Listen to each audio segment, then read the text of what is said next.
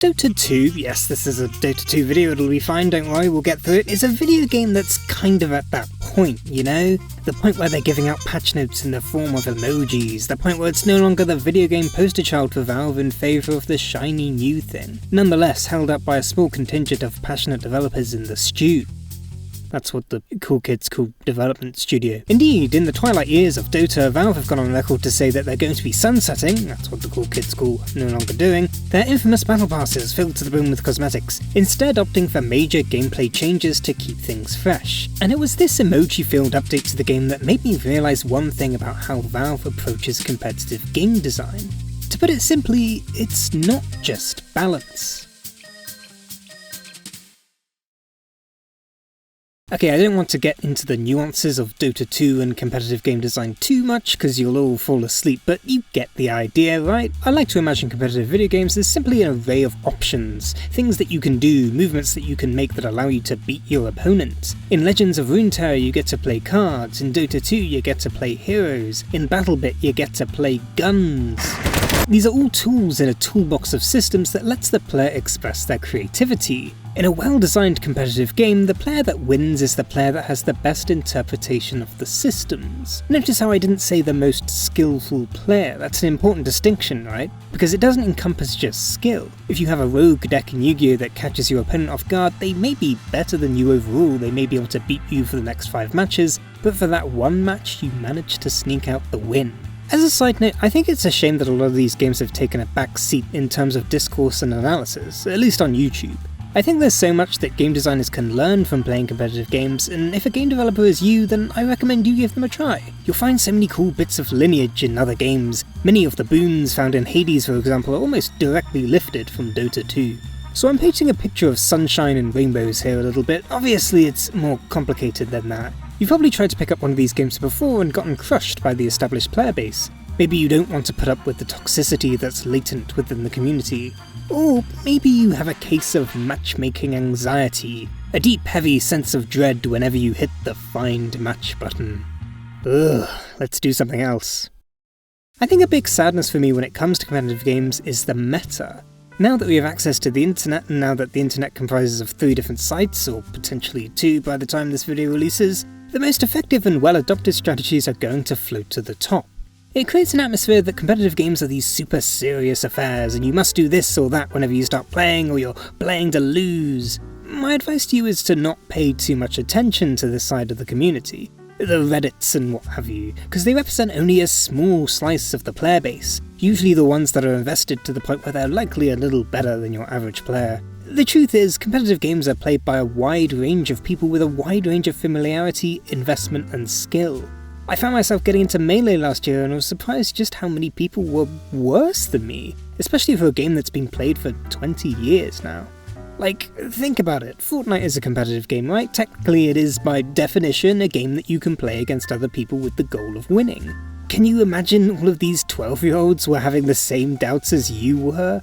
No, they simply started playing the game, and if you want to play a competitive game, then that's all you need to do as well. So competitive games, at least in my mind, have this perception of being a little more serious than they actually are, combined with a slice of the community who over-centralizes a little too much around a game's meta. I'm guilty of this as well. When I peruse the front page of the Dota 2 subreddit and find out that yes, it's Witch Doctor. Witch Doctor is the hero that we all hate this patch. He's too strong. So what do you, as Valve, as a competitive game designer, do about this? Now, Witch Doctor was very good and now he's been nerfed, and we should probably talk about why, right? It's because of the stick. Look at this little stick here. He puts the stick down and the stick fires purple bullets out of it, and these purple bullets are ridiculous. They chew through the enemy like paper. Even worse, Witch Doctor can turn himself into the stick. If you try and kill him, if you get on top of him, he can just phase out of existence and keep spewing out the aforementioned purple bullets. It's a miserable time. But let's take a step back here. Let's take a look at what TI Prospects Wildcard Gaming do against Witch Doctor. Dropping hexes there. Here comes Dendy. Now Sprouted on Sprouted. Where is he? Where's the damage? Dendy waiting for his moment. He wants to find it. The jump through Dendy. Maledict is down. Witch Doctor ultimate out. Do they have enough damage? It's a lot, but it's not enough. That's right. You can just run away. Witch Doctor has stood still, he cannot move while channeling the stick, and the stick also has a long cooldown, so it's easy to go back in once you've used it. It's not called the stick, by the way, it's called something else, but I'm calling it the stick because I think it's funny. You can also silence him or stun him, and the point that I'm making is that if something is good in a competitive game, if something is a little overtuned, it usually doesn't matter, so long as there's options to deal with it. If you're creative enough, there's always an item you can buy, or a hero you can pick, or an action that you can take to gain the upper hand. While I'd be lying if I said that Dota 2 does not directly nerf meta-relevant picks, I do think it's fair to say that Dota 2 is not a game where balance is the end result. Not much had to be done in the end to bring Witch Doctor in line. He wasn't even that successful in the competitive scene. Valve have designed their game in a way that allows this kind of thing to happen. This is the reason why I don't like Blizzard's games that much, especially their recent outings. Each of them feel like they're designed with the end goal of achieving perfect balance. But the problem is that everything feels so bleh. It feels so middling, it feels so floaty. Nothing you can do has any impact. The flashy animations can only hide so much superficialness. Balance is not some kind of zen state. Even in something like Overwatch, you'll always have your meta complainers. No, balance is simply a tool that you can use to make your game more enjoyable.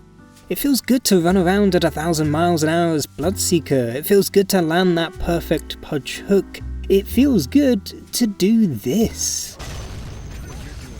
Dota 2 is specifically set up in a way that this can happen. It's not a case of reckless design, but providing the player with the tools to give interruption. You know what feels better than channeling that perfect black hole? Cancelling it. And so when you read the latest patch notes for Dota 2, you'll usually find something more of a fuck around and find out approach. Let's see if we can do this thing, let's see if we can make Invoker universal, let's see if we can make Bedlam targetable, let's see if we can make Bristleback moonwalk. You see, one thing I think competitive games have been missing thanks to their balanced patchy nature is the expansion pack. Sweeping changes and additions to the game have taken a back foot in favour of small incremental number tweaks. But making these big changes is really cool, it breathes new life into the game and keeps things fresh. I think it's one of the major reasons why Dota 2 has seen success for so long, it's constantly being revitalised. And it seems Dota 2's rework-based philosophy is spreading. The upcoming Guilty Gear Strive update looks to be turning the game upside down. Wildfrost, well, probably not a competitive game by some definitions, is having its own shake-up in the mechanics. You even have older titles such as Age of Empires 3 having new life breathed into them decades later, with several civilizations being introduced and others having full-blown reworks that make the game almost unrecognisable to what it was back in 2005. I'd like to see more competitive games take this approach and realise that a competitive game is not just about its balance. And I'd also like to see players be more accepting of these kinds of changes, to be less centralising around a game's meta and be more open to experimentation. Also, don't send me death threats because I'm bad at the game. Anyway, that's it. That's all I've got to say. I'm out. Thank you for watching. Below that, I've realised I still have to do this little bit at the end. Well, I mean, I don't have to. I can do whatever I want, really. Anyway, thank you for watching. I've hit 10,000 subscribers, which is really cool. Thank you, everybody. I might be planning something like a bonusy video of sorts. I might not be. We'll see. You can probably figure that videos have been kind of a struggle lately. It's been a while since the last one, and I'm sorry for that. But at the same time, I am going to approach this in a way that is healthy and that constitutes a hobby and not a slog. I'm sure you can understand. Anyway, that's basically it. Thank you for watching. Take care.